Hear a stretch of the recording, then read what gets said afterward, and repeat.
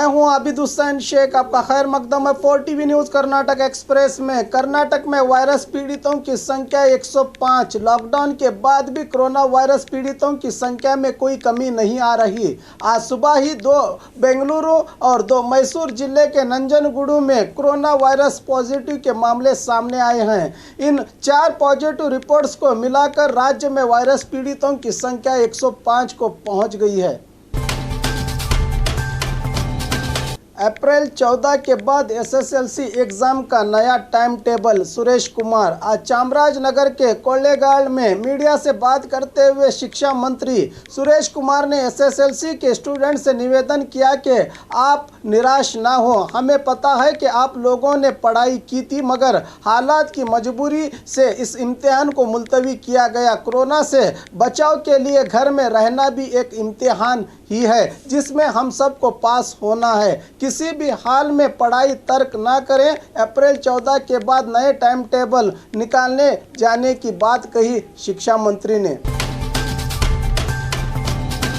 तबलीग जमात का आतंकवादियों से ताल्लुक, प्रमोद मुतालिक का आरोप। आज धारवाड़ में मीडिया से बात करते हुए श्री राम सेना संस्थापक प्रमोद मुतालिक ने तबलीग जमात पर सवाल उठाते हुए कहा कि दिल्ली सरकार ने इनके कार्यक्रम के लिए क्यों अनुमति दी। करीब 10 से ज़्यादा विदेशी लोग इस कार्यक्रम में शामिल हुए थे। ये यहाँ किस लिए आए थे? क्या इस जमात का आतंकियों से कोई संबंध है या कोरोना वायरस फैलाने के लिए ये यहाँ लोग भारत आए थे? इस कार्यक्रम में हमारे राज्य के दूसरे जिलों से भी करीब 300 से अधिक लोग शामिल हुए थे। अब ये लोग कहां हैं? सवाल उठाते हुए जांच करने का आग्रह किया प्रमोद मुतालिक ने।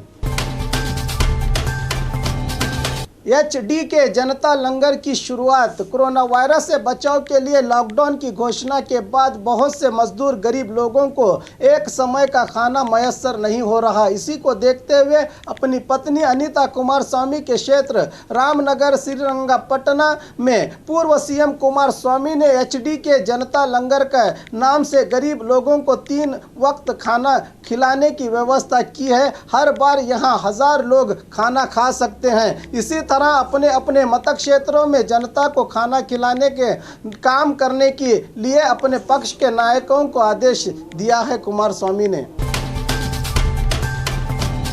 कोरोना वायरस का आतंक, कुछ कैदी हो सकते हैं जेल से आज़ाद। बेंगलुरु में दिन ब दिन वायरस पीड़ितों की संख्या में बढ़ोतरी होती जा रही है। एक ही जगह भीड़ जमने से भी ये संक्रामक वायरस बहुत जल्द फैल सकता है। इसी बात को ध्यान में रखते हुए बेंगलुरु परमपन अग्रहार जेल के अधिकारियों ने फैसला लिया है कि जेल में भीड़ कम करने के लिए करीब 500 से 600 कैदियों को, जिनकी अभी कोर्ट में सुनवाई चल रही है और जिन पर छोटी मोटी चोरी डकैती जैसे आरोप हैं, इनको जेल से आज़ाद किया जाएगा। क्योंकि इस जेल की कैपेसिटी केवल 2000 लोगों की है, मगर अब जेल में 4000 से भी ज़्यादा कैदी हैं। यहाँ वायरस फैलने का खतरा ज़्यादा है। दिल्ली के मरकज से लौटे लोग खुद ही सामने आए, CM का निवेदन। दिल्ली के निजामुद्दीन मरकज में इंडोनेशिया से लोग आए थे। इस मौके पर बेंगलुरु से भी लोग दिल्ली पहुंचे थे। अब दिल्ली के लोगों को वायरस के शंका के कारण दिल्ली में वक्त बिताकर बेंगलुरु लौटने वाले खुद ही पुलिस या प्रशासन को जानकारी देंगे तो परिवार समाज सबके लिए ठीक होगा। जांच के बाद वायरस होगा तो इलाज होगा, अगर छुपा कर रखा गया तो सबको वायरस लगने का खतरा है। शराब पर पाबंदी हटाने की बात पर CM ने जवाब दिया कि अप्रैल 14 तक इंतजार करना पड़ेगा।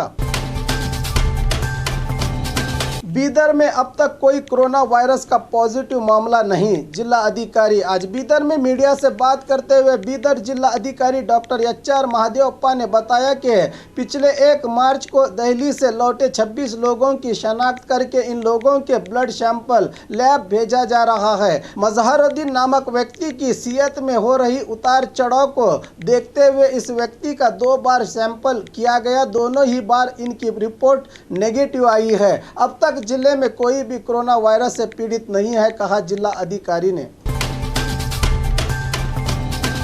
नकली थर्मामीटर बेचने वाला पुलिस की गिरफ्त में। आए दिन कोरोना वायरस मामले को लेकर नकली मास्क बेचकर जनता को धोखा देने की घटना कल ही घटी थी। अब नकली थर्मामीटर बेचने का मामला सामने आया है। बेंगलुरु के राजाजी नगर में केशवन नामक व्यक्ति को दबोचा गया है। बताया जा रहा है कि इसने चेन्नई से 3000 में नकली थर्मामीटर मंगवाकर यहां 15,000 में बेचा है। इसकी जानकारी दी सिटी कमिश्नर भास्कर राव ने। बीजापुर में आरोग्य मंत्री श्रीरामुलु की सभा। राज्य में फैले कोरोना वायरस से बचाव के लिए जिले में चल रहे कामों का जायजा लेने पहुंचे आरोग्य मंत्री श्रीरामुलु ने अधिकारियों से लॉकडाउन सहित कोरोना वायरस से संबंधित अब तक की पूरी जानकारी हासिल की और आने वाले दिनों में उठाए जाने वाले कामों की चर्चा करते हुए कहा कि बीजापुर में लेबोरेटरी और जिले में एक भी रिपोर्ट पॉजिटिव आई तो सरकारी अस्पताल को कोविड-19 अस्पताल घोषित किया जाएगा, कहा रामुलु ने।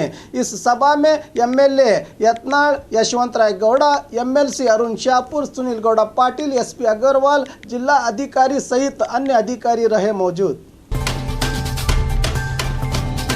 महाराष्ट्र के युवकों को पनाह, जिला अधिकारी की इंसानियत। लॉकडाउन के दिन से ही जनता की तकलीफ को ध्यान में रखते हुए बीजापुर जिला अधिकारी वायस पाटिल काफ़ी मुस्तैदी से अपनी ड्यूटी निभा रहे हैं। आज जब महाराष्ट्र के बारामती से उडुपी के कारकल जाने के लिए निकले युवकों को बीजापुर में देखा तो पहले आरोग्य अधिकारियों की ओर से इनकी जाँच कराई गई, फिर इनके खाने पीने की व्यवस्था करके काका कारखाने हॉल में इन 13 युवकों का रहने का इंतजाम किया जिला अधिकारी ने।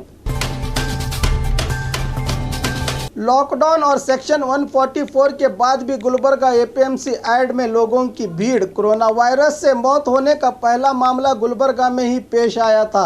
शायद लोगों को ये याद भी है कि नहीं। आज तरकारी खरीदने पहुंचे लोगों को देखने से नहीं लगता कि ये लोग वायरस से डरे हुए हैं। यहाँ बिना कोई मास्क और सोशल डिस्टेंस के ही लोग तरकारी खरीदने में लगे थे। बिना प्रशासन को बताए 8 मौलवी क्वारंटाइन में। जिला अधिकारी ने ली टीएचओ की क्लास। दिल्ली से लौटे 8 मौलवियों को मस्जिद में रखने की जब जानकारी टीएचओ ने कोलार जिला अधिकारी सत्यभामा को दी गई तो जिला अधिकारी ने टीएचओ को आड़े हाथ लेते हुए पूछा कि किसको पूछकर इन 8 लोगों को क्वारंटाइन में रखा गया। अगर जिले में कोरोना वायरस को लेकर कुछ भी नुकसान होगा तो टीएचओ को ही इसका जिम्मेदार रहेगा, कहा जिला अधिकारी ने। और खबरों के लिए देखते रहिए 4 टीवी न्यूज़ कर्नाटक एक्सप्रेस।